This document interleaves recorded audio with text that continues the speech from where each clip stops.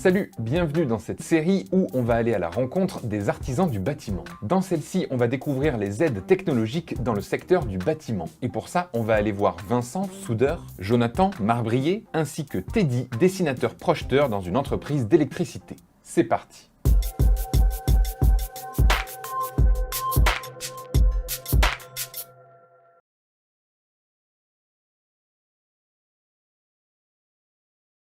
On enchaîne direction Colmar pour y retrouver Jonathan.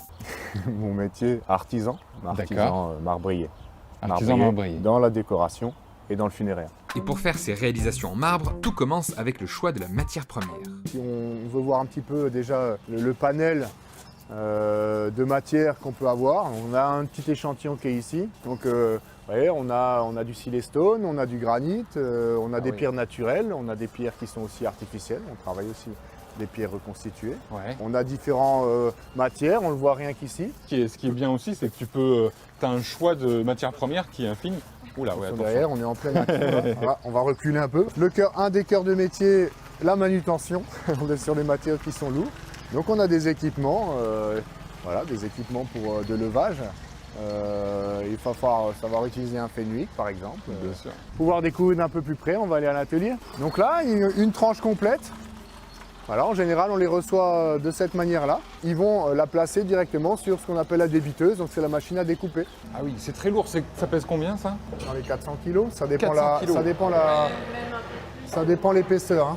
Donc là, on vient déposer la plaque et après, on va utiliser un autre système de levage. On a des palans avec des systèmes ventouses. Et avec ce système-là, ils vont effectivement venir coucher. Il y a quand même vachement de technologie et d'aide quand même, heureusement. Tu ne te retrouves pas à porter des plaques comme ça à la main, hein, c'est pas possible. Hein. Ah, on va éviter, ouais. C'est une matière très fragile au final. Très solide, mais très fragile aussi.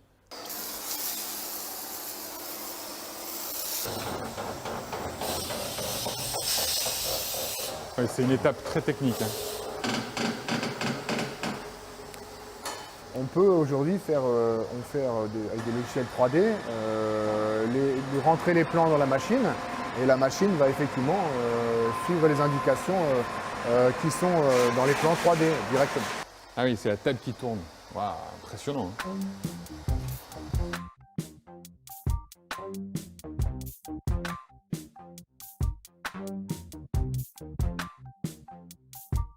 Donc là, c'est un métier, il faut aimer l'eau aussi. Ouais, faut aimer la pierre et l'eau. Voilà, on travaille énormément avec l'eau, voilà, pour les poussières, oui. Et pour la chauffe, Oui, c'est ça, bien sûr. le refroidissement. Ah ouais, incroyable. Voilà, et là, du coup, tu te retrouves avec ta coupe toute droite. Et après, tu vas pouvoir travailler le bloc comme tu veux. Quoi. Par contre, tout le reste, toute la finition sera toujours manuelle. Oui, bien sûr. C'est l'outil phare du En quelque marbrier sorte, ou pas? ouais. C'est la pièce à main, c'est l'outil de mise en forme, c'est les finitions. On peut faire tout avec, hein, les découpes, les petites découpes. Ce qui est sympa aussi dans le métier, c'est qu'il n'y a pas que le travail d'atelier, c'est quand on va sur place, il y a des choses qu'on ne peut pas forcément faire sur l'atelier et on vient vraiment le faire au millimètre. Ça, c'est une précision jusqu'au bout du chantier, du projet. Ah bah etc. oui, effectivement, là, il faut. Hein. Et c'est une vraie satisfaction à la fin, je suppose, quand tout est posé. Quand tout est posé et que effectivement on prend un peu de recul, on est vraiment très content. Quoi, hein. Bah oui. Et après, quand on a le sourire du client, c'est encore plus top. T'as tout gagné. Voilà, exactement. Dès qu'on a une nouvelle matière, elle va se travailler différemment. On ne va pas appuyer de la même manière. On va pas. Du coup, on s'ennuie pas aussi. On s'ennuie pas, non. Et surtout que le métier évolue, la matière évolue aussi. Hein. Aujourd'hui, depuis pas très longtemps, il y a la céramique et tout qui est entré en jeu. Et tout ça, ça a remis en question l'ensemble des matériaux de découpe, la façon dont on travaille justement cette matière et du coup si on pense que en 10 ans on a fait le tour et que maintenant j'étais devant une débiteuse et autres, non, c'est un métier complexe. Jonathan travaille avec sa femme Marie qui s'occupe des conceptions 3D. Finalement dans notre métier on a pas mal évolué les dernières années et donc on peut proposer à nos clients des projets un petit peu comme là. 3D, voilà, donc en fait on va faire des conceptions 3D où on va montrer là, on allie deux matériaux. On a la partie pierre naturelle avec du granit et l'habillage mural avec de la céramique de grande taille. pour qu'ils puissent se projeter et avoir un accompagnement 3D. Comment t'es arrivé là, toi? Comment je suis arrivé là? On va dire que c'est une opportunité de vie. Hein. C'est pas quelque chose que j'avais dans le sang, Ouais. hein, mais c'est une opportunité de vie vis-à-vis de ma compagne, qui a son père qui est marbrier décorateur dans une entreprise familiale depuis 1805 hein, quand même. Donc c'est la 8e génération. Donc je ne pouvais pas ne pas perpétuer, c'était impossible. Je me suis dit c'est pas possible. Faut que j'essaie parce que sinon je vais le regretter. La pierre, ça sert dans plein de domaines, aussi dans la décoration. Exact. Pas mal quand même. Ah bah, c'est justement là-dessus, c'est un plaisir aussi de pouvoir travailler sur l'aspect décoratif des choses, embellir les choses. Ah bah ça c'est super. Et puis de pouvoir aussi voir la satisfaction client, c'est quand même quelque chose qui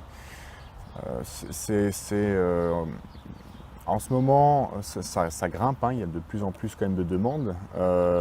Et puis surtout, il y a beaucoup d'applications. Hein, on peut faire de la verticalité, de l'horizontalité. C'est pas que du plan de travail de cuisine. Hein. C'est important aussi de former les jeunes justement et qu'il y ait une nouvelle génération sur des artisans comme ça. Ah oui, c'est super important. Surtout que c'est un métier où il y a de la place.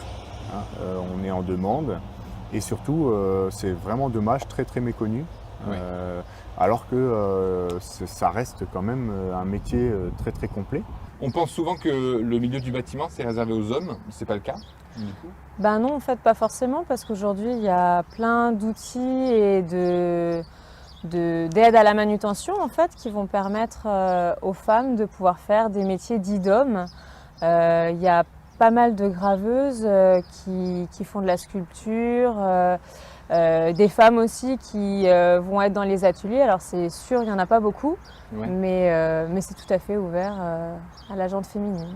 On a ensuite rencontré T. Voilà, c'est la fin de cette vidéo. Comme vous l'avez compris, le monde de l'artisanat du bâtiment est vaste et c'est surtout un secteur qui recrute. Donc si un de ces métiers vous a passionné ou carrément créé une vocation, vous pouvez aller faire un tour sur le site de la CAPEB et sur artisandubâtiment.com.